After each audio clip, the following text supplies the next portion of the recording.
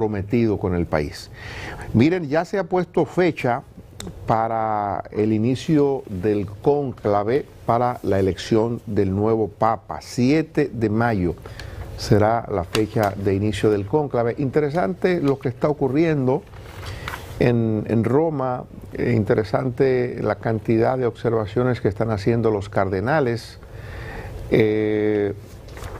Están anticipando, quieren anticipar una especie de reunión propedéutica, una especie de reunión preparatoria del cónclave, porque los cardenales quieren conocerse previamente, quieren 2 días de socialización entre ellos antes de ir directamente a la Capilla Sixtina, encerrarse allí a agotar el proceso de elección, porque quieren no dar la sensación de división de la Iglesia. Hay algunos cardenales, varios cardenales que se han expresado en la dirección de generar una sensación de unidad, de no dar espacio a la impresión de que hay división al interior de la Iglesia Católica, y eso es importante. Una de las agencias de prensa relata el caso de un reportero que ha estado en Italia, en Roma, haciendo preguntas sobre un cardenal que habría defraudado al Papa y que estaba acusado de disponer de fondos públicos del Vaticano de manera alegre, pero está dentro de los candidatos. O sea, los candidatos son todos los cardenales que no llegan a 80 años, está corriendo dentro de los candidatos al momento. Habría que ver si los organizadores o el Camarlengo, que tiene esa responsabilidad de montar el trabajo, emite alguna nota refiriéndose al caso, si lo excluyen o no lo excluyen. Pero lo que sí, y eso yo lo decía después de la muerte del Papa, que es un proceso interesantísimo en el que se pone de manifiesto muchas cosas, e insisto en decir que una de las cosas son lo que tiene que ver con el propósito que los cardenales entienden debe tener la Iglesia Católica a partir de ahora. ¿Cuál es el compromiso que tiene que hacer la Iglesia? O seguir la línea de cercanía de la Iglesia Católica, de humildad, de sencillez que enseñó el Papa Francisco. Es algo de lo que se habla. Hay muchos cardenales que están asumiendo el discurso del Papa Francisco, evidentemente, porque entienden que es una manera de dirigir la Iglesia que cobró mucha popularidad y quisieran seguir el camino. Pero la fecha está establecida, 7 de mayo. Mira, yo creo, y repito, yo no soy vaticanólogo, ni conclavólogo, ni sé mucho de eso. Ni voy a prever en expertos, eso cuando comience el cónclave, no, aquí ya todos van haciendo expertos en vaticanólogos, yo no preveo. Nosotros no conocemos el país, no conocemos mucho de eso. No, pero ay, tú verás. Así que no sabíamos de infraestructura hasta que se cayó Yese. Aquí todos somos expertos en algo. Desde que aquí se desmonta un barco de expertos ahí en el muelle de Santo Domingo cada vez que pasa algo. No tiene que dar like para la gente. Exacto. Pero yo voy a hacer un ejercicio simplemente porque la Iglesia opera como todo, un cuerpo vivo que es un cuerpo político. Miren, ayer hubo elecciones en Canadá. Ganaron los liberales. No ganaron la mayoría absoluta, pero el actual primer ministro, que asumió un tipo opaco, un tecnócrata, había sido presidente incluso del Banco Central inglés y el Banco Central canadiense, tuvo que renunciar a la nacionalidad inglesa para poder asumir la candidatura presidencial, para asumir el primer ministro en Canadá. Ganó, pidió Carney. Él sustituyó a Trudeau, que renunció a principios de año. Le quedaba 1 año y pico de gobierno, pero él aprovechó y adelantó las elecciones para ganar su mandato completo. En el momento en que Trudeau renuncia, que fue en enero por ahí, pocos días antes de Trump asumir la presidencia, o pocos días después, el Partido Liberal tenía menos de un 20% de apoyo. El conservador tenía un 60%. Un apellido Polier. Canadá harta del buenismo de Trudeau. Y la misma vaina de los transgéneros, los hombres con teta, los LGBTI, XYZYM, toda esa pendejada que este tipo llevó al extremo. O sea, Biden se quedó chiquito delante de Trudeau en cuanto al empuje de esa agenda estúpida. Pero surgió Trump. Y Trump comenzó a joder con Canadá, que el 51 estados, hacer la guerra con Canadá, y lo que se parecía a Trump, que era el conservador, se fue para abajo, y a quienes Trump enfrentaba se fue para arriba. Porque vincularse con Trump es tóxico. Ayer ganó carne, pero con una mayoría bastante cómoda, no absoluta, pero muy cómoda. Contra todo pronóstico hace 3 meses, no había forma que los liberales ganaran. Repito, la sociedad canadiense hastiada del buenismo y las políticas woke de Trudeau y los liberales. Si el cónclave, si Francisco se hubiese muerto, hago la extrapolación, ¿verdad? Si Francisco se hubiese muerto hace un año, la iglesia harta del movimiento hacia la izquierda de Francisco, de la apertura a los divorciados, de la presencia de los transgéneros, del apoyo a la comunidad LGBTI, de todas esas políticas que tal vez son hasta positivas para la iglesia de algunas cosas, pero en otras tal vez no tanto, pero en sentido general que movían a la iglesia en una dirección liberal. La iglesia comenzaba a cansarse y los sectores más conservadores, más tradicionalistas más bien de la iglesia, ya atentaban francamente con Francisco y se lo nota de cisma en un momento. En ese momento, si Francisco se hubiese muerto hace un año, yo no tengo la menor duda que el Papa hubiera sido conservador. Ninguna duda. Un hombre que volviera al tradicionalismo, tipo Juan Pablo II. Un perfil de esa naturaleza. Ahora, con lo que está pasando, que alejarse de Trump es lo correcto. Por eso está pasando en España con Vox. Está pasando en Italia con la Meloni. Está pasando en Francia con Le Pen. Está pasando todos los movimientos de derecha con Falange en Inglaterra, que de alguna forma se asocian con Trump, están bajando, salvo Milei en Argentina o Bukele en El Salvador, que es por razones diferentes. Pero en el primer mundo, todo lo que se parece a Trump, o se acerca o se asocia con Trump y la línea conservadora, está bajando en preferencia. Entonces yo no dudaría que eso pasara en el cónclave. O sea que por ese mismo movimiento pendular, lo que antes tal vez hubiera sido una obviedad, hoy tal vez sea una sorpresa y salga algo más parecido a Francisco, tal vez de lo que a la iglesia le conviene. Porque tal vez a la iglesia le conviene revisarse un poquito más de lo tradicional, que seguir una deriva que tal vez no es la mejor. Pero, repito, yo no soy vaticanista ni nada parecido, yo hago un análisis más o menos general de lo que está pasando en el mundo social y políticamente y trato de extrapolarlo a un cónclave que es un ente vivo. Esa gente que está ahí también tienen sus visiones políticas muy claras y que casi nunca se divorcian demasiado de lo que está pasando en la sociedad general en el mundo. Yo pienso que yo me voy más directo a esperar, o sea, no es que esos organismos, miren... Un hombre de fe, nosotros somos política que hablamos. Usted es el experto en esos temas. Por ser experto le digo, el Espíritu Santo funciona. No, experto de qué, Espíritu Santo, Espíritu Santo.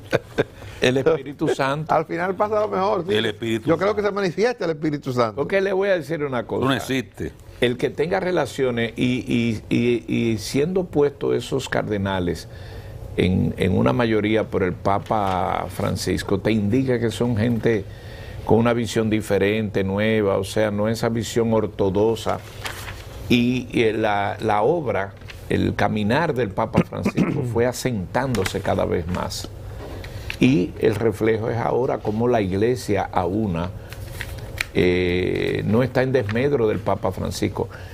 Lo que quedó de su antecesor, y es muy diferente desde el punto de vista de la acogida, de la claridad. ¿Por qué? Porque el Papa era un Papa que lo que predicaba lo hacía, de pobreza, de hacer que la iglesia fuera más cercana. Ustedes no vieron ese último detalle, lo que tenía en una cuenta ya en su convalecencia. Los fondos que tenía en una cuenta se lo mandó a unos presos en una cárcel ahí en Italia y no quedó con nada. Ese Papa reflejó su accionar, algunas diferencias allá dentro de la iglesia. Eso que ustedes señalan con la homosexualidad. Dice, yo no soy quien para rechazar a nadie. Pero él lo estaba diciendo, no es que él está trayendo a los homosexuales. Lo que él está diciendo, yo no los puedo votar ni rechazar. Y dio lecciones muy claras. Porque la iglesia a veces va por un camino que hasta un divorciado no puede estar en la iglesia. Porque dice la palabra y la palabra usted tiene que interpretarla. Entonces hay gente en la iglesia ortodoxo y el Papa dio de frente y se mantuvo. Entonces yo creo que su legado está ahí y por eso tanta admiración y respeto de gente que inclusive le adversaban. Son tiempos distintos, son tiempos difíciles. La gente, bueno, de aquella, de Puebla, que la Iglesia Católica entendió la necesidad de comunicarse más, que asumió su participación en medios de comunicación, que asumió la Iglesia Católica en medios de comunicación y que entendía que había que predicar no solo yendo a la iglesia, sino que había otros medios, otras maneras de cómo llegarle al mundo. Desde entonces, la Iglesia ha venido experimentando cambios importantes como la sociedad misma, o sea, ha ido evolucionando. A hoy tenemos eso, quizás es el enfoque que hace Oscar de, bueno, mire lo que es el trumpismo, mire lo que es la otra corriente del mundo. Todo eso tiene mucho que ver. Yo estoy consciente, estoy clarísimo con que la Iglesia a la que se aspira va a tener que ver con lo que pueda encarnar el nuevo Papa, o sea, qué tipo de ciudadano, de cardenal, es el que puede inspirar a la Iglesia frente a los retos del presente. Este periodo de 2 días que ellos están planteándose es importante porque la gente quizá no sepa, no se conocen, la mayoría de esos cardenales, uno estuvo haciendo vida por África, otro estuvo haciendo vida en Italia, otro hizo vida en Latinoamérica, otro hizo vida en el Asia, qué sé yo. Entonces, ellos tienen ese periodo de 2 días para conocerse, para socializar, y más que eso, y eso no se aplica para el cabildeo de por qué hay que oponerse a que fulano o mengano llegue a ser papa, porque o sea, en manos de él estaría bien representada la Iglesia, a pesar de que es un cardenal, que se supone que ha pasado el tamiz, que se supone que ha recorrido un trayecto en la vida de la Iglesia como para conocerla y representarla adecuadamente. Entonces todos esos temores que surgen incluso entre ellos mismos, o sea, yo no quiero que el Papa, el cardenal X, se convierta en Papa porque la Iglesia no estaría en buenas manos. Entonces eso es un periodo importantísimo y de mucha tensión entre ellos y en el mundo católico también. O sea, qué es lo que ocurre a partir de ahí, cómo termina eso, pero ya se le ha puesto fecha y la fecha está cerca. Hoy estamos a 29. Eso es, digamos que en 8 días. Los 9 días del Papa Francisco terminan el día 5, tiene que ser a partir de ahí. Sí. Dieron 2 días después. Exacto. Que sobre lo que Luisín señala de quienes nombraron los cardenales, yo lo referí la pasada semana aquí, 79% de los cardenales que asistirán al colegio, o el 80%, porque hay 2 que no van y uno de ellos no fue nombrado por Francisco, fue nombrado por Francisco. Fue designado cardenal por Francisco. Yo hacía esa observación la pasada semana, esa observación, en la dirección de lo que Luisín apunta. Bueno, parecería entonces que la influencia de Francisco en el cónclave será determinante y habrá elegido su sucesor antes de marcharse. Sin embargo, el fin de semana o la pasada semana, en los días que yo comentaba eso, alguien me hizo una observación que no voy a tener la oportunidad de hacerla pública. Luisín me la permite. Bueno, es verdad. Pero el 100% de los cardenales que eligieron a Francisco lo designó Benedicto y Juan Pablo II, conservadores los dos. Sí, yo vi eso, pero eran circunstancias diferentes. Eran circunstancias, y lo mismo que ahora. En ese momento... ¿Y el método de elección ha cambiado? No, el mismo método de elección. No, perdón, la forma. La misma forma, la vota igual. No. Pero me permites, las circunstancias del momento que eligieron a Francisco demandaba, Danicito Puebla, demandaban una iglesia renovada. Era el momento político de ese buenismo generalizado, de la apertura woke. Era ese momento. Obama era presidente en Estados Unidos. Era ese el momento. Hoy, en las circunstancias globales, son otras. Entonces simplemente hago ese ejercicio, porque el hecho de que los cardenales lo hayan nombrado una persona u otra, no necesariamente condiciona la visión de ese cardenal cuando va a votar. Porque esos cardenales sienten el pálpito de la sociedad y son gente regularmente inteligente que sabe lo que le conviene a la Iglesia en un momento determinado. Y al sentir el pálpito de la sociedad, excelente precisión, tú sientes el pálpito de la obra de Francisco. Francisco trazó una línea a la Iglesia. Francisco hizo que la Iglesia se reencontrara con la pobreza, con el buen accionar, con temas tabúes, y Francisco lo hizo y lo hizo solo, con propiedad, con rigurosidad. Y ahora hay un espacio de forma. Mira eso de cómo encontrarse entre ellos. Fue el 7 de mayo y ellos están ahí conversando, si tú quieres, cabildeando, conociendo y escuchando y viendo, porque ese espacio que yo digo, ahí está la forma.